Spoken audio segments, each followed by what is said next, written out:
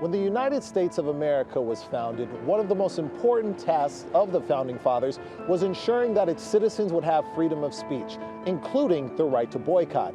However, in recent years, there have been rules that have been established that not only outlaw protesting against Israel, but in some cases require a pledge of loyalty to Israel. Now, the Senate is working on a bill that encourages states to discriminate against people in the workplace that engage in formal protest against Israel. So what is this all about, and how is it even possible?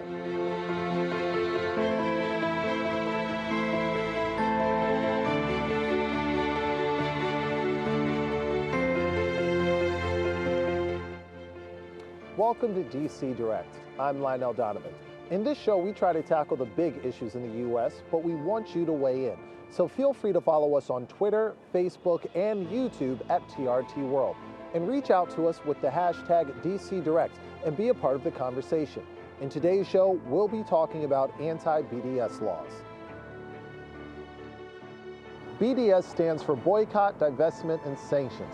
These actions are part of a movement that aims to convince companies not to do business with Israel over the country's marginalization of its Palestinian residents. The movement was started by Palestinian activists in Palestine and has since spread across the globe. The movement also calls on consumers to not buy Israeli products and for academics and celebrities to not make appearances in Israel. The BDS movement began in 2005 and was inspired by a similar movement in the 1980s, targeting apartheid in South Africa. BDS opponents like Max Summeroff say the movement is anti-Semitic and that its aim is to destroy Israel's identity as a Jewish state.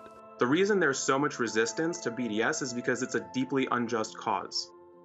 At the end of the day, it's not about changing specific Israeli policies, but about eliminating the state entirely. It actively seeks to shut down dialogue and cooperation between Israelis and Palestinians. It emboldens anti-peace extremists in the region. And in communities around the world where it is active, it fuels hatred and division. It's harmful all around. So far, laws that target BDS activity have been found in 26 states across the country, and they soon could be getting federal support. These anti-BDS laws have been criticized for infringing on free speech and preventing people from exercising their right to protest. In order to get a better understanding of the BDS movement in relation to the First Amendment, we sat down with Lada Knott, who's the executive director of the First Amendment Center at the Freedom Foreign Institute. So why do you think it's important for the First Amendment to be able to protect the BDS movement and movements like it? Because it's important that the First Amendment not discriminate based on what the message of the movement is or what the cause is. It's important that everybody have those protections. And I also think that the Supreme Court ruled in a case called NAACP v. Claiborne that boycott is a form of political speech. It's the highest, most protected form of political speech. It's the kind that's meant to enact political change. And I think we can't lose sight of that and how important that is. Lada also feels that anti-BDS laws could set a dangerous precedent. Generally, laws that target protest and political dissent, that's not something that we stand for in this country. That usually infringes on the First Amendment. I also worry that it draws a distinction between, it's not the government punishing you for your speech. No, this is just the government refusing to contract with this independent contractor. And I think that's a distinction that's a bit tricky to make because in a lot of cases, these government contracts are the bulk of a business. And if a business is run by a sole proprietor, that's essentially their livelihood, and their political activity as an individual is tied to their livelihood. That to me seems as much government action as denying someone a state benefit that everyone gets because of their political affiliations. Many people around the country are already feeling the effects of anti-BDS laws. One of those people is Saqib Ali, a former state delegate in the Maryland House of Delegates.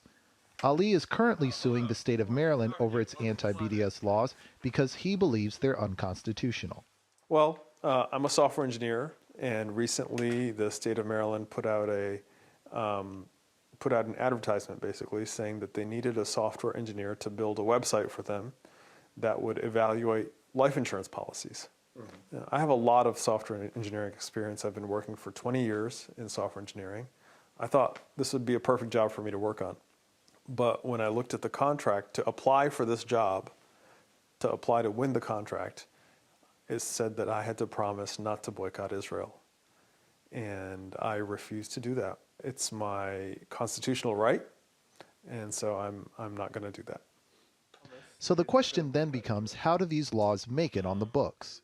Many Democrats support these bills too, unfortunately.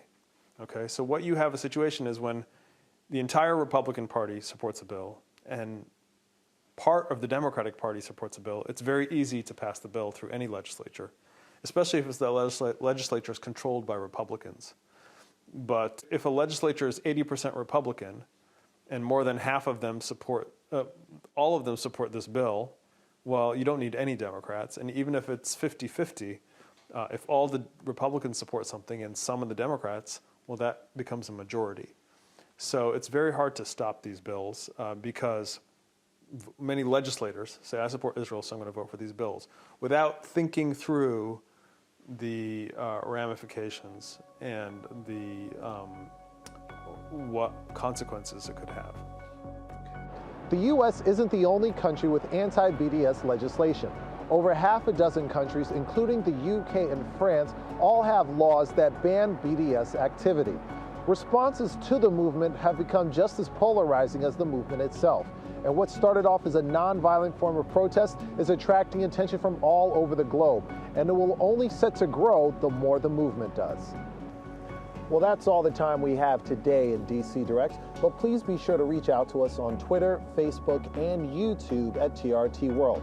And reach out to us with the hashtag DC Direct and let us know what you think about anti-BDS laws. Until next time, I'm Lionel Donovan.